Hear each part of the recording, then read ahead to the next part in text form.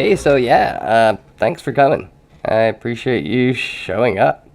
What is there, one of you there? Yeah? Okay. Well, it's a captive audience, I guess. So, I'm thinking the other day about politics and voting, all the hoopla. You gotta rock the vote and make sure you're doing the right thing by voting for the candidate that will best serve you and your fellow countrymen.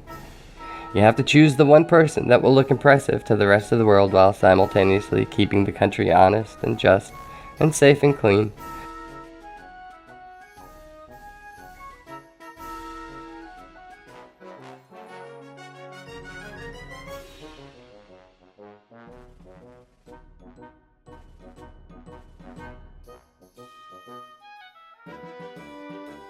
Not that they ever do any of that, but the funny thing is how they sell us that these people are so vastly different.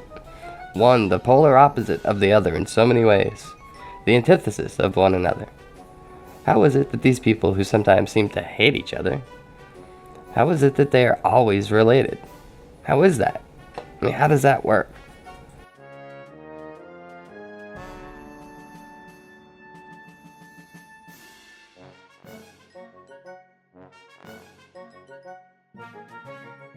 I mean, look at Donald. That Hillary, as I say, crooked Hillary, she's as crooked as they come. She had a little bad news today, as you know, from some reports came down weren't so. Not much love there for Hillary. And Hillary. MSNBC's Morning Joe. In the excerpt, Clinton claims she considered turning on Trump. Do you turn, look him in the eye, and say loudly and clearly, "Back up, you creep. Get away from me. I know you love to intimidate women, but you can't intimidate me, so back up." You're sure no fan of the Donald. Yet the two are 22nd cousins.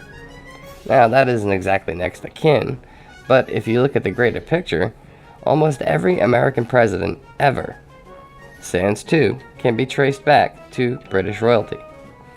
What's more is that almost anyone who has ever ran for president can be traced back to British royalty. Now, if the US is really and truly a fairly run democratic system that has to be the most massive and impossibly complex coincidence in the history of Earth. A coincidence of that size and sheer length of time is akin to the Big Bang that put us here in the first place.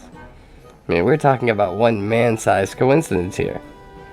Or the fix is in.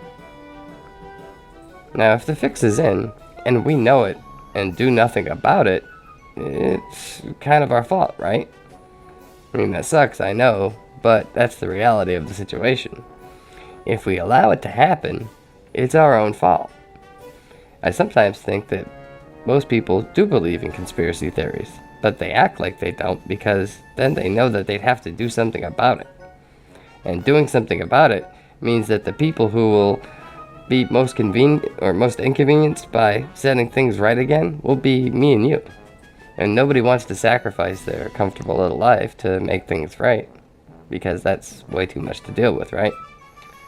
So what are our other options again?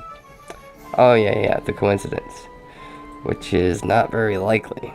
It would have to make people believe that this one royal bloodline is just so good at public service that they just always seem to get elected. What are the odds of that? It's pretty impossible. Well, damn. Now we're in a moral pickle, because we know that it's impossible for this to be a coincidence, but we don't want to be inconvenienced to have to stand up and fight for our rights. Now this is where someone should come along and slap us silly and tell us that apathy is how you lose your rights. But that would mean standing up for what's right, and there is no more dangerous thing in today's society.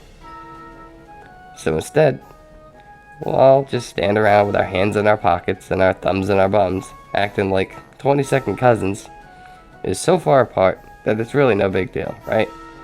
I mean, we're all 22nd cousins to somebody. And we are. But I guarantee you that it's not British royalty. Coincidence? Sure. Believe what you like. But at least now you know the facts.